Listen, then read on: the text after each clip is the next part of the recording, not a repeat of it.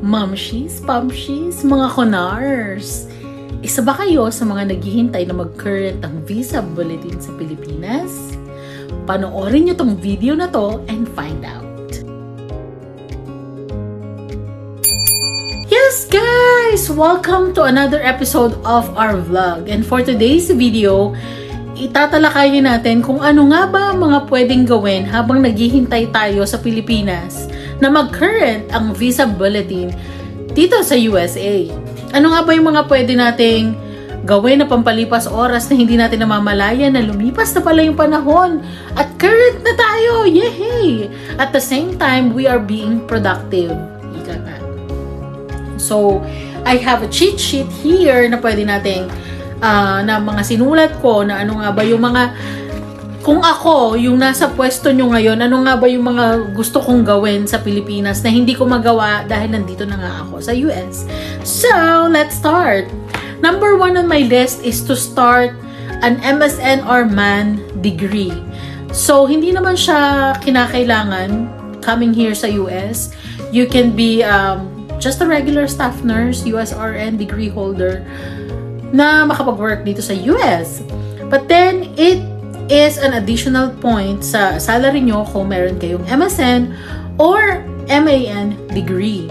Pwede naman natin kunin online, pero it is parang napakaganda lang na gawin na mag-enroll to an MSN program kung nandyan kayo sa Pilipinas at yung actual na magpunta kayo sa university to get the course done, right? Compared sa online learning. And also, sasabihin nyo, andyan ka na sa US, bakit hindi na lang sa US University ka kumuha ng master's degree?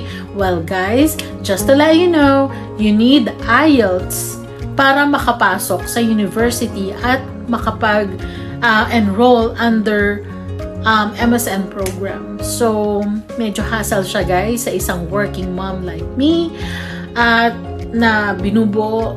Well, I only work for 36 hours but then I wanted family life balance. So, feeling ko kaya namang isingit kung talagang gustong-gusto ko. But then, sa mga nasa Pilipinas pa while waiting for the visa to become current, I suggest na go to university or enroll for your MSN or MAN program, be it online or sa actual na pagpasok sa university.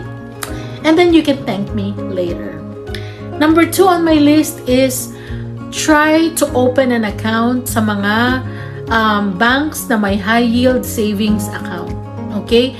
Dito ko lang nalaman sa Amerika ang mga bagay-bagay about sa high yield savings account. And to my surprise, may mga bangko pala sa Pilipinas na underground. Hindi naman underground, but then they are also protected by PDIC. They are also insured for 500,000 pesos. And these banks are mostly online. So, pwede kayong open ng account to them and it yields about 4.5 to as high as 6.5% per year. Imagine guys, sa mga traditional banks na nagbibigay lang ng 0.5 or 0.05% interest rates. Itong mga bangko na na-research ko, they can give you as high as 6.5%. Para ka nang nagpag-ibig MP2 program or yung sa SSS program, right? So, instead na natutulog lang sa bangko ang pera sa traditional, why not put it in a high yield savings account that can earn for as high as 6.5%. So, meron lang catch, guys. Kailangan makakapag-open ka ng online account if you are a resident of the Philippines and you don't hold any green card or USA visa. Yun ang catch. So ako, nahopya kasi akala ko pwede ako mag-open ng account online. Hindi pala. Kasi kailangan ay resident ka ng Pilipinas at wala kang visa or green card from the US at all. So sa mga ate, kuya, kunars na naghihintay dyan sa Pilipinas, open na ng high yield savings account.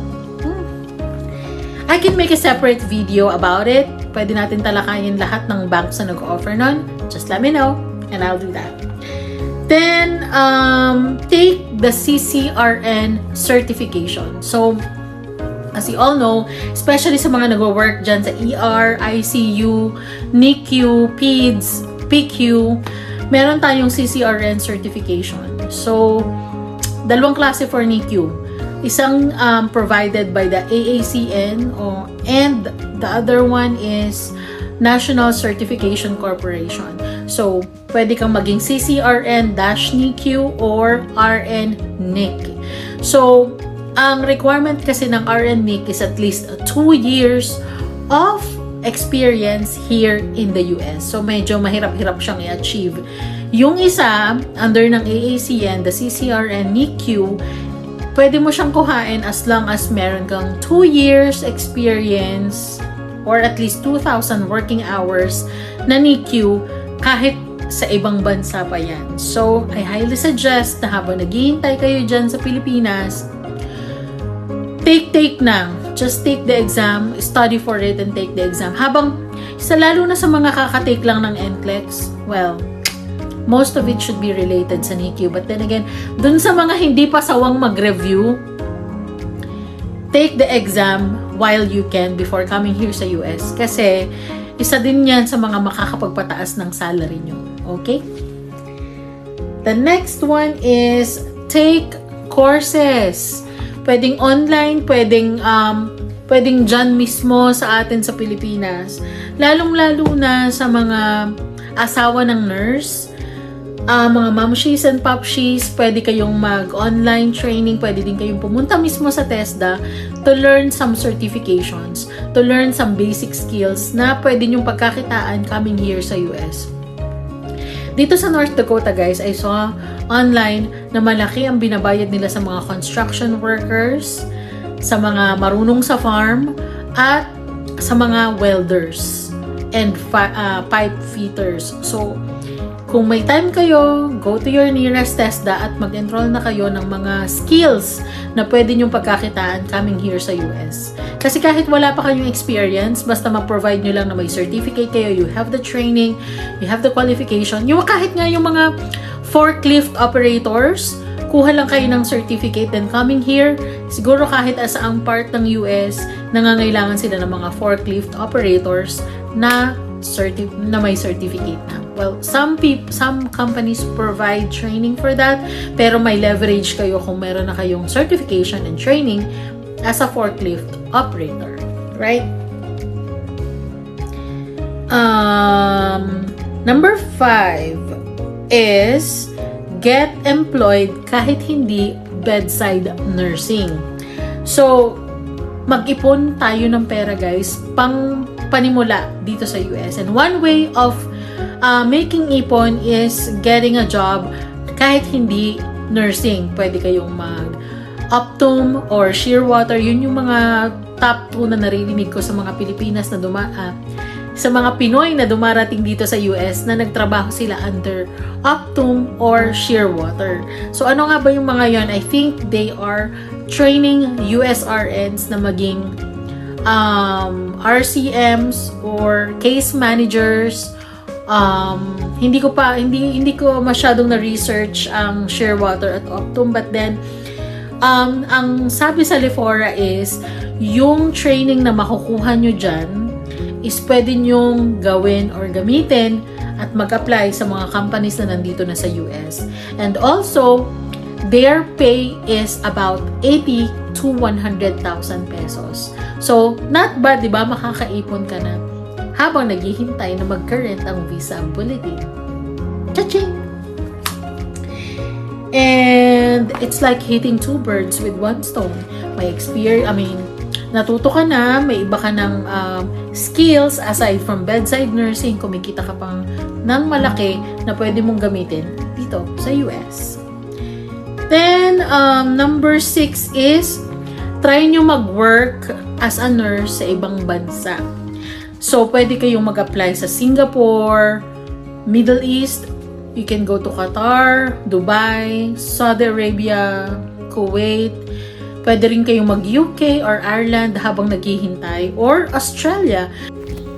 Oh, diba? Pack na pack ang filter. Gagamitin ko tong filter na to, guys. Excuse me lang sa lips. Pero yung next na topic natin is try nyo mag-work as a nurse sa ibang bansa. So, yun na nga. I'm speaking for myself.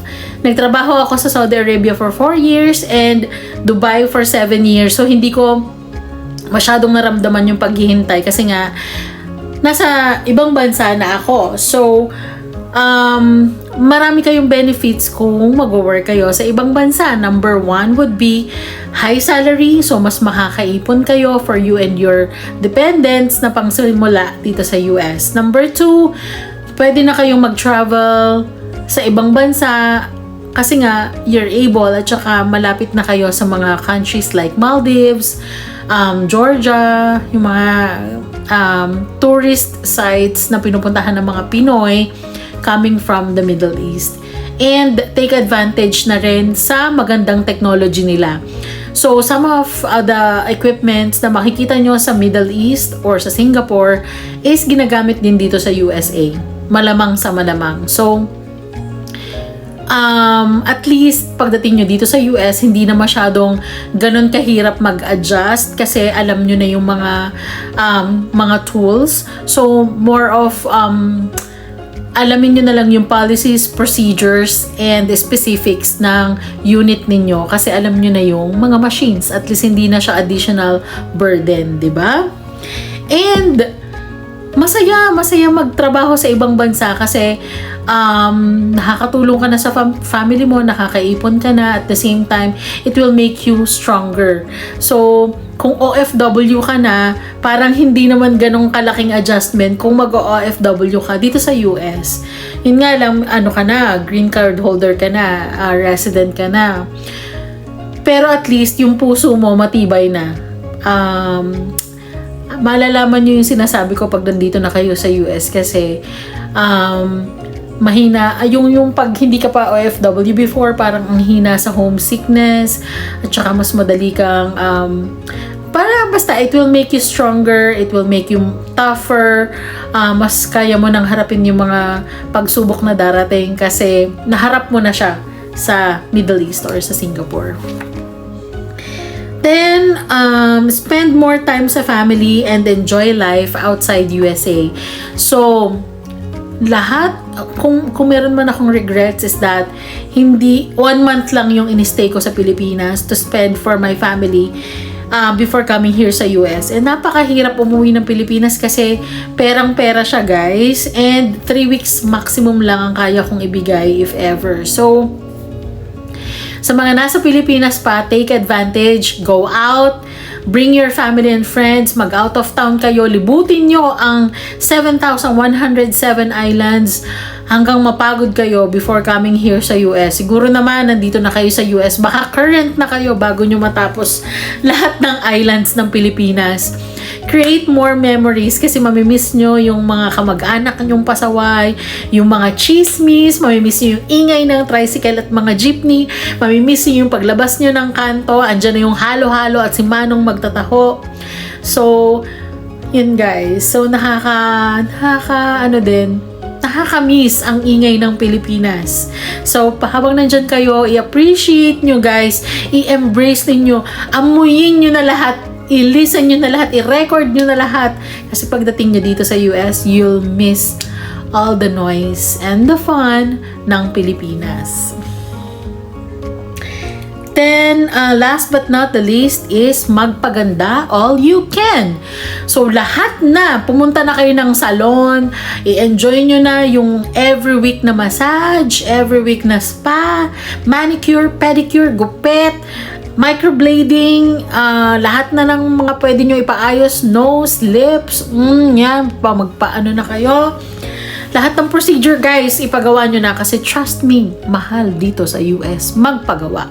Even the haircut, it costs about $10 to $15 para lang sa haircut.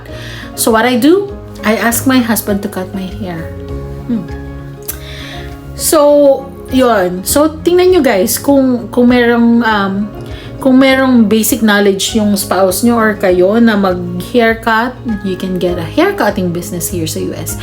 Pwedeng yung mga conars na kasabay nyo, pwedeng sa community nyo, sa Filipino community, pwede. I also have this asawa ng friend ko na nagtuturo ng kickboxing. So that's one of ways para magkaroon ng extra money. 'Di ba? Learn other skills aside from nursing. At dito na nga nagtatapos ang ating vlog about tips kung paano mo isi-spend ang mga araw mo, ang mga natitirang araw mo dyan sa Pilipinas kasi nga papaalis ka na papunta dito sa USA. So guys, please i-enjoy nyo yung time nyo habang nandiyan kayo sa Pilipinas. Make more memories. Mahalin nyo yung mga kamag-anak nyo, mga pamilya nyo, mga kaibigan nyo. Mag-tour kayo around the Philippines. Huwag muna kayong magpunta sa ibang bansa. Pilipinas muna kayo mag-focus ng mga tours nyo. Gawin nyo na lahat.